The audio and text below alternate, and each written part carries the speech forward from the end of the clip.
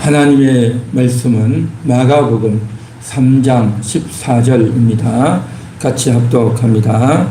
이에 12를 세우셨으니 이는 자기와 함께 있게 하시고 또 보내사 전도도 하며. 아멘. 이 본문은 예수님께서 12 제자들을 세우시는 그러한 내용의 말씀입니다. 예수님께서 이 땅에 오신 이유, 그것은 바로 전도입니다. 전도. 그래서 예수님이 오셔서 전도하시고 가르치시고 또 이제 병자를 치유하시는 그러한 일들을 하셨죠. 예수님이 하셨던 3대 중점 사역은 바로 전도, 그 다음에 교육, 그 다음에 치유, 그렇게 말을 할 수가 있습니다. 전도, 교육, 치유이죠. 자, 그래서 이 전도의 일을 하기 위해서 지금 예수님께서 12를 세우셨다, 그렇게 말씀하고 있습니다. 12를 세우셨는데 그 세우신 이유는 바로 두 가지입니다. 자기와 함께 있게 하시고 함께 있기 위해서 세우셨다. 그리고 보내사 전도도 하며, 그렇게 말씀하셨죠. 그러니까 저들을 세우신 이유는 함께 있기 위해서, 그리고 전도하게 하기 위해서다라는 겁니다. 자, 그런데 여기서 12를 세웠습니다. 12명. 예수님을 따랐던 사람들이 많이 있습니다. 12명 말고 더 많이 있죠. 그래서 많은 사람이 있었지만 그 중에 예수님께서 12를 택하여 세우시는 겁니다. 그래서 12명, 다른 것도 아니고 12명을 세우셨죠. 그래서 예수님이 친히 이들을 선발하시고 세우셨다라는 것입니다. 하나님께서 이제 사람들을 세우실 때는 그냥 아무나 세우는 것 아니죠. 아무나 세우는 것 아니고, 오늘 마가복음 3장 13, 14, 15에서는 12를 세우셨다라고 되어 있지만 누가복음 6장 12절 13절에 보면 예수님께서 밤새 기도하시고 라고 되어 있습니다.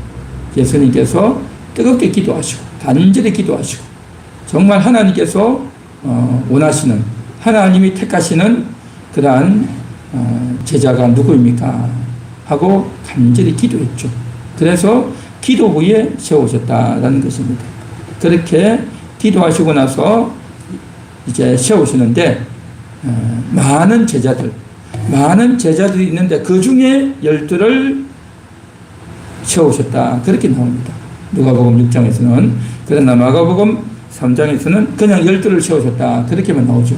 그래서 이제 예수님이 세우실 때 예수님을 따르는 사람들이 많았는데 그 중에 뽑아서 12를 세우셨다, 그러한 의미인 거죠. 그래서 하나님께서 많은 사람들을 구원으로 그렇게 택하시는 것, 이것은 에베소서 1장에 보면 창세전에 우리를 택하셨다. 그래서 구원할 자로 하나님께서 택하시고 부르신다라는 그러한 개념으로 에베소서 1장에서는 이야기하고 있고, 그것은 참으로 귀하고 모든 성도들을 그렇게 택하시고 부르신다. 그래서 구원하신다라고 그렇게 우리가 알고 있고 은혜 받고 있죠. 그런데 하나님이 택하시는 것은 그렇게만 택하는 것이 아니라 또 일꾼을 선발하신다.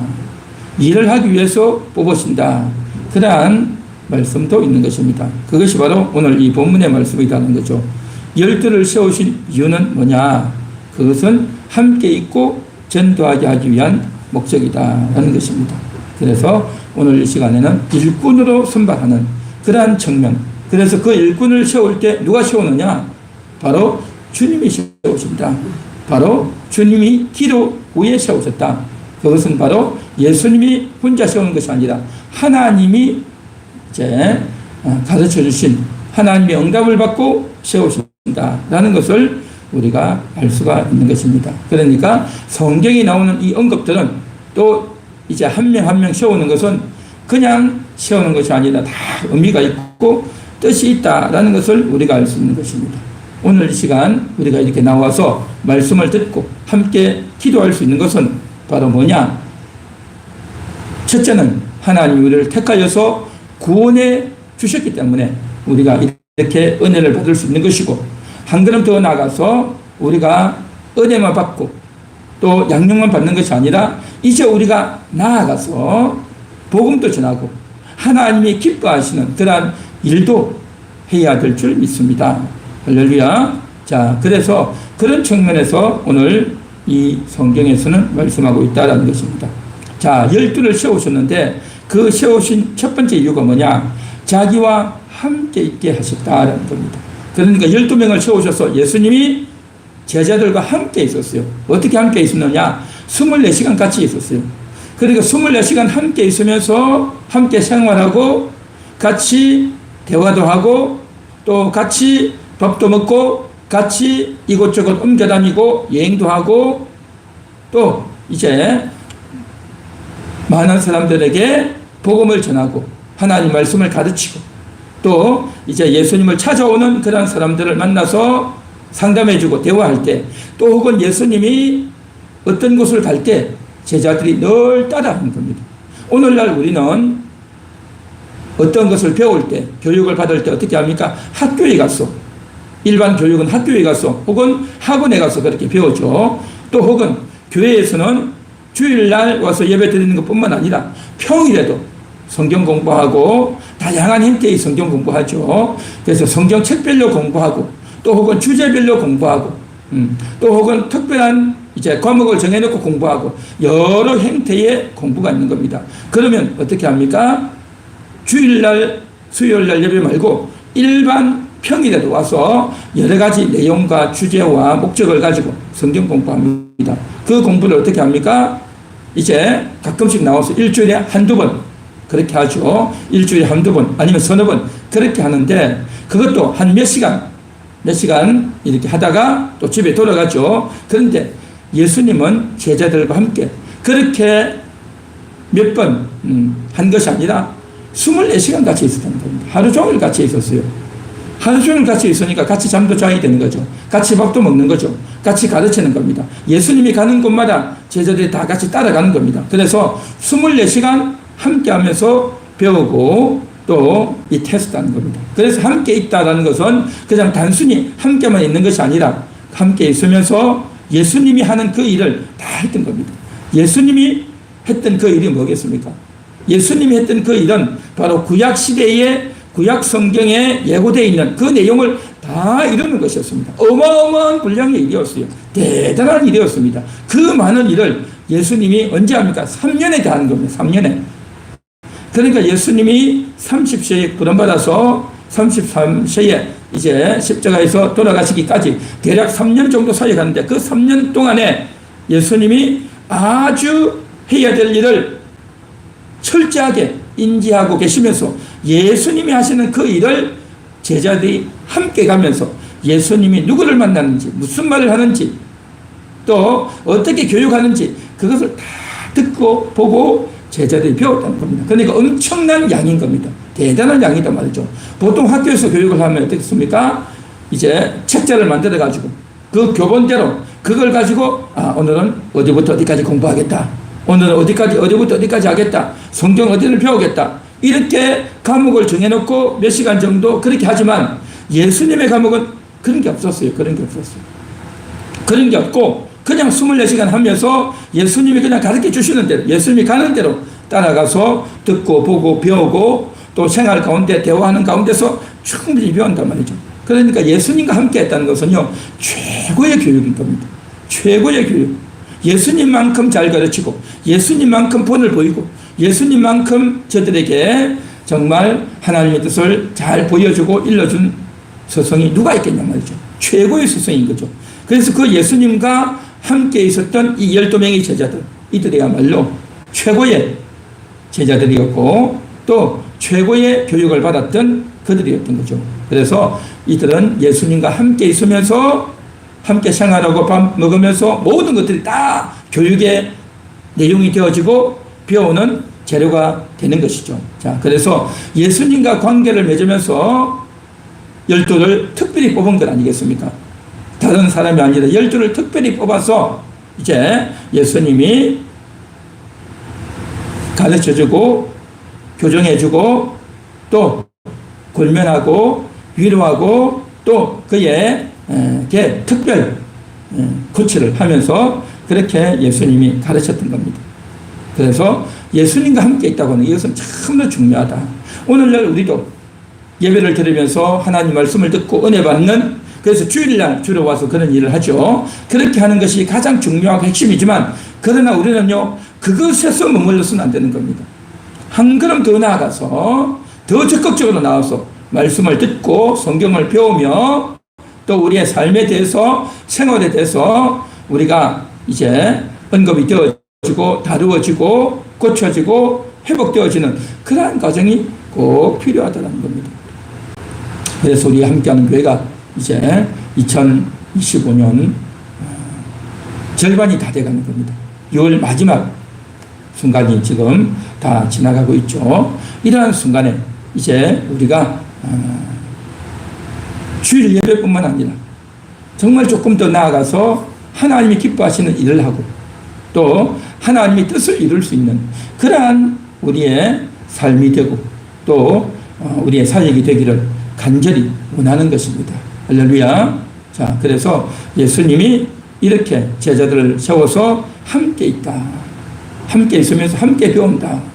함께 배운다는 것은 어떻게 교과서적으로 이렇게 뭔가를 정해놓고 하는 것이 아니라 그냥 자연스럽게 물 흘러가듯이 다 한단 말이죠.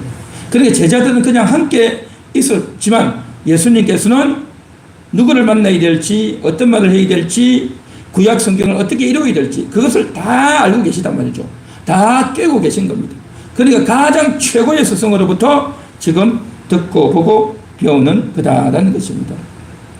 그래서 이제 예수님과 관계 맺고 예수님과 동행하고 이제 이러한 일들을 하는, 그래서 함께 모여서 이제 배우는 그러한 일들이 있고 또 뿐만 아니라 이제는 또 보내사 전도도 하며라고 했죠. 보내는 겁니다. 각자를 보내는 겁니다. 이제 두 명 짝을 지어가지고 보내는 겁니다. 전도하러 보낸다라는 거죠. 그래서 예수님께 들었던 것들, 예수님이 이제 가르쳐 주시는 것들을 가서 사람들에게 전하는 겁니다. 그것을 위해서 12를 택하여 세우셨다라는 것입니다. 그러니까 이 12명은 너무나도 귀중한 예수님에게서 선발받은 그러한 자들이다라는 거죠. 이 12를 세우실 때 어떻게 세웠습니까? 바로 12제자들이죠. 우리가 흔히 사람들을 세울 때 어떻게 합니까? 잘하는 사람, 능력 있는 사람, 또 지식 있는 사람, 가장 탁월하게 잘할 수 있을 것 같은 그런 사람들을 세우지 않겠습니까? 그런데 예수님은 그렇지 않습니다. 우리가 이제 전도하려면 말도 좀 잘하고 또 이제 여러 전문적인 그러한 아이디어나 또 재능도 있고 또 여러 가지 능력이 있을 만한 그런 사람들을 세우겠죠. 그런데 예수님이 세우신 이러한 제자들은 그렇지 않았던 겁니다. 다 달라요. 그 사람의 특징이 뭔지, 성품이 뭔지, 뭘 잘하는지 그런 거에 대한 언급은 전혀 없어요. 전혀 없단 말이죠. 그렇다는 것은 뭐겠습니까? 흔히 우리가 일반적으로 생각하는 그 사람의 재능이나 열정이나 또 성품이나 또 뭐 혈액형이나 이런 것들을 가지고 뽑은 게 아니라는 거죠. 예수님이 밤새 기도하시고 또한 하나님께서 기뻐하시는 그러한 사람을 세워야 되기 때문에 우리가 생각하는 그의 능력이나 자질이나 그러한 것들이 중요한 게 아니라는 겁니다. 하나님께서 택하시는, 하나님이 기뻐하시는 그런 사람을 세우는 거죠. 그래서 오늘 이 시간도 정말 우리가 오늘 이 시간 이렇게 말씀을 듣고 있는 저와 여러분들이 하나님이 원하시는 그러한 사람, 하나님이 기뻐하시는 그러한 일을 한번 해볼 수 있으면 좋겠습니다. 할렐루야. 그래서 이제 주님께서 12를 세우신 것은 저들과 함께 있는, 같이 모아서 예수님과 함께 있으면서 듣고 배우고 경험하도록 하고 이제는 나가서 복음을 전하는 그러한 사람이 되기 위해서 보내셨다라는 것이죠. 자, 그래서 이제 이 일에 있어서 하나님이 부르신다면 또 그 하나님 앞에 쓰임받기 원한다면, 그래서 하나님이 부르신 사람은요 어떤 사람이냐? 내가 지금 현재 이 상태로만 살 수 없다. 내가 그냥 일상생활하고 돈 벌고 또 내가 여태까지 살아왔던 그런 삶의 방식으로만 만족하는 것이 아니다. 내가 이제 주님을 위해서 내가 이제 받았던 은혜를 더 많이 적용하기 위해서 나도 이제 교회 일을 해보기 위해서 나도 이제 주님 기뻐하시는 일을 한번 해봐야 되겠다라는 그러한 마음이 들면 하나님이 그런 마음을 주신다면 우리는 언제든지 나와서 하나님을 기뻐시게 하고 교회를 세우고 영혼을 세우는 그 일을 하게 되는 줄 믿는 것입니다. 할렐루야. 그래서 우리가 오늘도 이러한 부분에 있어서 도전받고 새롭게 세워질 수 있기를 바라는 것입니다. 자, 여기서는 12를 세우셨다라고 했는데 이제 누가복음 6장에서는 이 12 제자를 세우시고 사도라 칭하셨다 그렇게 말씀하셨어요. 사도가 뭡니까? 제자라고 하는 것은 예수님과 함께 있으면서 함께 배우고 훈련받는 그러한 것을 사도라고 그러고 제자라고 그러고 사도는 뭐냐면 이제 예수님께서 고난을 주셔서 나가서 복음을 전하고 또 병자도 고치고 또 교회를 세우는 그런 일을 하는 사람을 가리켜서 사도라고 그렇게 말을 하는 겁니다. 사도. 자, 그런데 이 사도에 있어가지고 오늘날 많은 주장들이 많이 제기되어지고 있습니다. 예수님이 그렇게 사도를 세우고 제자와 사도가 차이가 나듯이 제자라고 하면 조금 더 넓은 모든 예수를 믿는 거듭난 자를 다 제자다라고 말을 할 수가 있죠. 제자다라고 말을 할 수 있습니다. 그러나 사도는 뭐냐? 보냄받아서 나가서 교회를 세우고 또 이제 더 능력 있는 그런 사역을 하는 자를 사도라고 하는데 오늘날에도 보면 교회를 세우고 선교 현장에도 나가고 더 큰, 더 왕성한 일을 하는 경우들이 있기 때문에 그러한 자는 바로 사도가 아니겠는가라고 생각하고 주장하는 사람들이 많이 있습니다. 그러다 보니까 나도 사도다 라고 말을 하는 그러한 주장들이 많이 있어요. 그래서 오늘날 그런 것들이 있죠. 신사도다라고 말을 합니다. 신사도. 그래서 예수님 당시에만 사도가 있는 것이 아니라 오늘날에도 사도가 있다. 그렇게 주장해서 그 소위 말하는 신사도교회 이런 것들이 있죠. 신사도교회. 자, 그런데 여기에 대해서는 오늘날 신학적으로 팽팽한 대립이 되고 있는 겁니다. 예수님 사도는 성경의 사도는 13명밖에 없다. 라는 것이 이제 오늘날 많은 사람들의 주장인 겁니다. 왜냐하면 12제자만이 사도였거든요. 12제자만이 사도였어요. 예수님께서. 그리고 나중에 가룟 유다가 죽고 나서 마띠아를 다시 뽑아서 사도가 되게 하죠. 그러니까 12명은 그대로 유지되고 나중에 바울이 또 사도로 세워지죠. 그러니까 성경에서 나오는 사도는 13명밖에 없어요. 그런데 오늘날 신사도다라고 하는 것은 저들을 사도로 세우라라고 예수님이 언급한 적이 없다는 거죠. 성경 어디에도 저들을 사도다라고 말한 적이 없어요.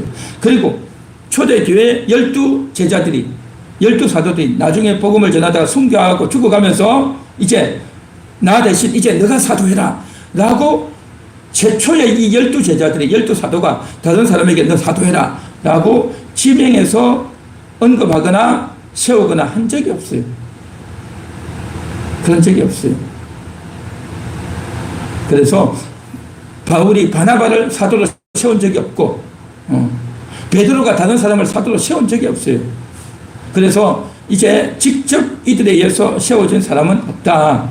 그렇기 때문에 이제 사도는 예수님이 세운 이 12명 그리고 한 명 돼서 바울밖에는 없다는 겁니다. 성경에는. 그런데 오늘날에는 예수님이 하셨던 그 사역을 오늘날 우리도 해야 된다. 오늘날 우리도 할 수 있다. 라고 해서 그렇게 이야기들을 많이 하는데 사실은 조금 우리가 생각을 해봐야 될 부분이 있다는 겁니다. 왜냐하면 이제 예수님이 이 12명을 세워서 사도라고 하는 것은 이제 나가서 복음도 전하고 그런 왕성한 사역도 했지만 예수님이 이 12를 세운 이 얘기에는 그러한 의미만 있는 것이 아니고요. 우리가 생각지 못했던 큰 하나의 의미가 있습니다. 뭐냐면 구약의 12제자, 12지파, 그 12지파를 통해서 12진주문이 있고요. 12기초석이 있고 또 뭡니까? 신약의 12사도를 통해서 12제자를 통해서 또 12진주문이 되는 겁니다. 그래서 구약의 12, 신약의 12에서 24지파를 통해서 이제 천국을 이루는 그러한 의미의 개념이 있다는 겁니다. 그러니까 이 12명의 제자는 단순히 이제 여기서 말하는 예수님과 함께 있고 예수님에게 배우고 또 나가서 복음도 전하는 그러한 개념뿐만 아니라 이제 신약의 모든 사람들은, 신약의 모든 성도들은 뭐냐? 이 사도의 터 위에 세워진 자라는 겁니다. 사도의 터 위에. 그리고 구약의 12지 모든 성도들은 구약의 12지파의 터 위에 세워지는 그런 의미가 있는 겁니다. 그렇기 때문에 이것은 이제 구약의 12, 신약의 12는 성경의 뜻에 따라서 하나님의 깊숙한 뜻에 의해서 12를 정해서 24가 되게끔 한, 그래서 천국문을 이루게 한, 그래서 새하늘에 예루살렘 교회를 이루게 한 그러한 놀라운 기초와 근거가 된다는 겁니다. 그런 의미에서 12제자이고 12사도라는 거죠. 그런데 오늘날 거기다가 더 많은 사람을 더한다? 이것은 사실은 예수님의 원래 의미하고는 좀 다르다는 겁니다. 그렇기 때문에 오늘날 막강한 사역을 하고 또 대단한 사역을 하는 것도 중요하고 필요하지만 거기다가 사도라는 이름을 쓰는 것은 좀 이제 주님의 뜻하고는 멀어 보인다라는 거죠. 멀어 보인다. 물론 이제 대단한 일을 하고 능력도 나타나고 귀신도 쫓고 또 왕성한 일을 하는 그러한 일이 나타나는 것을 가리켜서 사도성이다. 사도와 같은 그러한 이제 능력과 성품이 나타나는 것을 가리켜서 사도성이다라고는, 사도성이 있다라고는 말할 수 있지만 그들을 가리켜서 계속적으로 사도다라고 말할 수는 없다는 것입니다. 그래서 이제 그러한 사도라고 하는 사람들이 하는 사역과 행태들을 보면 조금 성경에서 멀리 나간 측면이 많이 있어요. 그래서 그 신사도들이 특별 계시를 주장하고 하나님의 음성을 들었다라고 말하고 귀신을 쫓는다라고 하면서 좀 이상한 행태들이 많이 나타나요. 그래서 이제 그들을 이제 전통교회에서는 올바르게 보기가 어려운 측면들이 많이 있다는 겁니다. 그래서 각설하고 어쨌든 오늘 이 본문에서는 뭐냐? 주님께서 제자를 세웠다는 거죠. 예수님과 함께 있으면서 함께 말씀을 배우고 삶을 공유하고 말씀을 나누고 함께 이제 생활하면서 복음을 전한다는 겁니다. 이것이 오늘날 우리 교회에서도 이루어지기를 원하는 겁니다. 그래서 조금 더 우리의 사역의 폭을 넓혀서 더 깊숙이 하나님 말씀을 배우고 하나님 은혜 속으로 들어가고 은혜 속으로 들어가서 우리의 생각과 삶을 나누고 더 내가 주님을 위해서 또 남은 생애를 위해서 주를 위해서 할 수 있는 일이 무엇인지를 우리가 찾아보고 그 일을 조금 더 우리가 한 걸음 더 나아가서 할 수 있는 그러한 인생이 되기를 원하는 것입니다.